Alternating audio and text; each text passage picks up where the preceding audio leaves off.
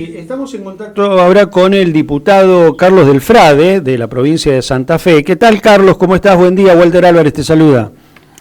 Hola Walter, gracias por llamar. Bueno, te llamamos porque nos ha llamado poderosamente la atención, por lo menos aquí en la ciudad de San Nicolás, donde estamos, este hallazgo de 470 kilos de cocaína en un barco que llegaba al puerto de Vicentín. No sé si a ustedes ahí en Rosario o en San Lorenzo, donde fue esto, en la provincia de Santa Fe en definitiva, les llama tanto la atención como a nosotros, pero bueno, queríamos encontrar un poco de respuestas a este tema, ¿no? Contanos un poquito cómo fue que encontraron esta droga, cómo está la investigación al respecto de este tema. Sí, primero para responder tu pregunta, lo que hay que afirmar es que efectivamente llama la atención un cargamento de media tonelada de cocaína en el puerto de una de las empresas más importantes que tuvo la Argentina, fue la mayor exportadora del país, la mayor empresa de Santa Fe, y de por sí es un hecho que se repite, esta es la quinta vez en los últimos 8 años en que los muelles de los distintos puertos que tiene la empresa Vicentín están involucrados en cargamentos que salieron de allí con destinos a distintos países de Europa, de África, de Oceanía, que salieron cargados de cocaína. Con lo cual no debería sorprender, pero efectivamente lo es, porque lo que empieza a quedar claro una vez más es que el manejo de la exportación de cocaína por los puertos de América Latina es directamente proporcional a quienes son los que explotan esos muelles, que son grandes empresarios privados. Y posiblemente allí está la sorpresa que muchos medios de comunicación, mucha dirigencia política tiene sobre por qué los empresarios tienen la necesidad de hacerlo. Pero evidentemente es una clave para entender esto, el narcotráfico de verdad, y este es narcotráfico de verdad, porque estamos hablando de media tonelada de cocaína, maneja gran cantidad de dinero, esos dineros van a los bancos, y eso no está en los barrios humildes, donde generalmente nos hacen creer que termina centrándose en narcotráfico. Eso me parece que es importante decirlo, como también que esto forma parte de algo que empezó durante la dictadura, 24 de abril de 1978, un cargamento de 200 kilos de cocaína que fue presentado como 200 kilos de azúcar desde Bolivia a la zona franca de Bolivia en el puerto de Rosario, un acuerdo entre la dictadura de Videla en la Argentina, de Banzer en Bolivia, y desde entonces el gobierno paraguayo de hace 5 años que está hablando de lo que ellos llaman la hidrovía de la cocaína, en donde estiman que por año, por los 79 puertos que tienen las 7 provincias argentinas al lado del Paraná, pasan 23 toneladas de cocaína anual, según dicen los paraguayos. Eso también se confirma. Y lo otro que se confirma es que la denuncia del caso lo hizo el jefe, el capitán de la tripulación filipina. Ahora lo que se señala desde la justicia federal es que esa cocaína fue introducida aparentemente en una parada que hizo el buque en Montevideo, pero lo cierto es que estaba allí en el puerto de Vicentín y nos marca estas matrices en donde los negocios de exportación de cocaína se hacen por sobre todas las cosas por las terminales privadas de los puertos asentados sobre el río Paraná. ¿Y hay forma de controlar esto? Porque yo tengo entendido que este hallazgo de cocaína fue de manera, digamos, azarosa, no producto de una investigación o de inteligencia del Estado. Digo, ¿habría manera de que el Estado argentino, si se pusiera las pilas, pudiera detectar todos los cargamentos que ingresan a la Argentina?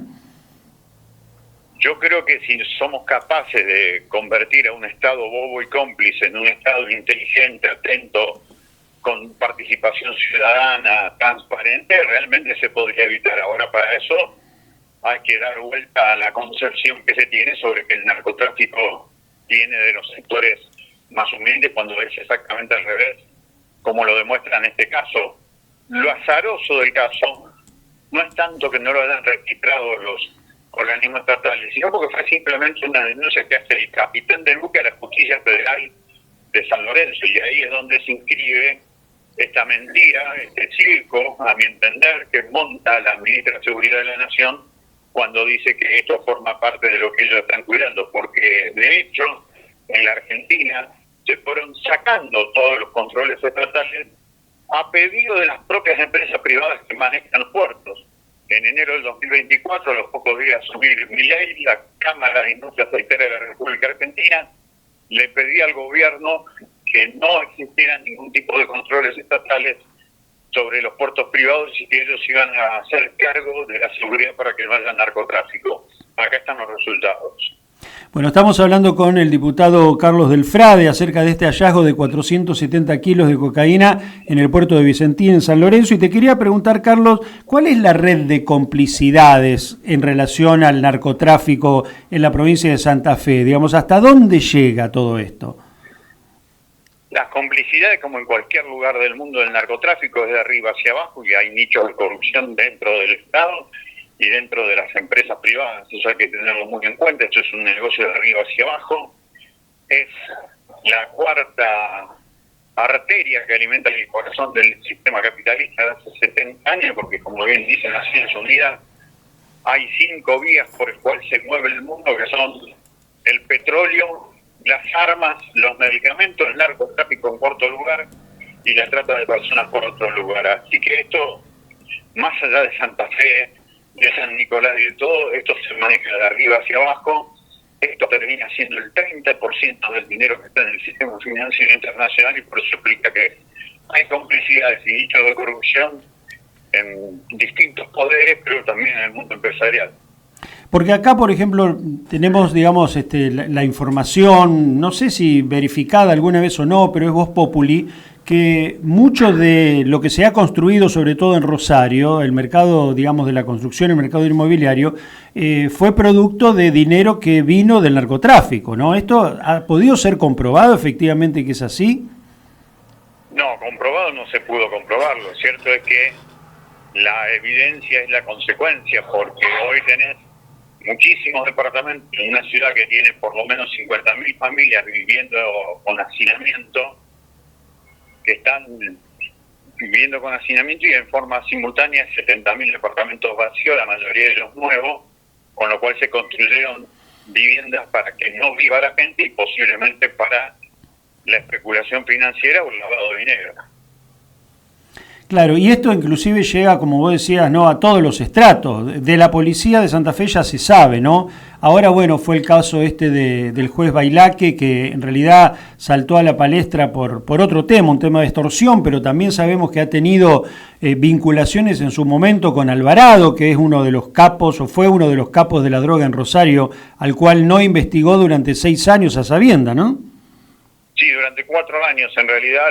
Lo cierto es que por eso digo lo de Bailaque es realmente serio, dramáticamente serio, porque en esa complicidad, en eso mantenerlo apartado de las investigaciones de la justicia federal, en ese tramo de 4 años, Alvarado generó por lo menos medio centenar de muertes y sobre eso alguna vez va a tener que contestar Bailaque.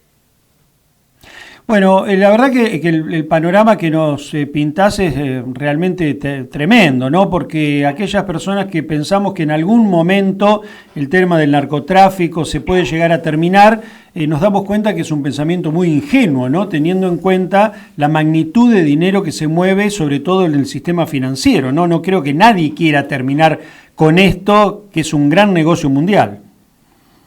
Nosotros estamos convencidos de eso, por eso hay que hacer un modelo de sociedad diferente, en donde dejemos de ser todos consumidores consumidos, en donde se ha llevado casi al paroxismo esto de ser consumistas, consumidores y al mismo tiempo individualistas. Yo creo que necesitamos un cambio profundo. Últimamente estamos hablando de la necesidad de volver a recuperar nuestra cabeza, que piense de acuerdo a donde están nuestros pies, que es el lugar de las necesidades, pero para eso hay que tener soberanía de la cabeza, volver a pensar una sociedad distinta y mejor, en donde no sea el consumismo y el individualismo las únicas metas que tengamos. Carlos, muchísimas gracias por estos minutos y por toda esta información, que tengas buen día. Un privilegio, un abrazo grande, hasta cualquier momento. Muy bien, ahí estaba, Carlos Del Frade, diputado de Santa Fe, contándonos esta realidad tremenda, Sí, bueno, tremenda. convengamos que es periodista de también investigación. Es periodista, por supuesto, y siempre ha sido una voz destacada en la denuncia del narcotráfico. Sí. Me quedé pensando en 2 palabras, en 2 cosas que dijo. Terminales privadas y empresarios. Claro, exactamente, sí. Que forman parte de esta gran red en donde, bueno, a veces hay complicidad por parte del Estado y donde muchas veces uno cree que las clases sociales más bajas o Sí. los que menos tienen son responsables de la circulación de la droga y, bueno, no, es una red mucho más compleja y muy difícil a la que se pueda tumbar o desbaratar porque Hay mucha plata de por hay medio, mucho dinero de por claro. medio, muchos intereses y ¿Quién va a querer perder un negocio viste así? que no es muy esperanzador en No. su discurso. Y es que no podés ser esperanzador, te dice que el 22% del dinero que se mueve en los bancos proviene de la droga. ¿Qué esperanza puedes tener con eso? Digamos, no, los bancos es un circuito oficial. Triste, vergonzoso, pero real. Totalmente. Y no solamente pasa en Argentina, No, ojo, no, lo marcó pasa a nivel mundial. en el mundo entero, en el Sí, mundo sí. entero, Sí, sí. en el mundo entero. Bueno, ¿qué va a hacer? Bueno, 11:40.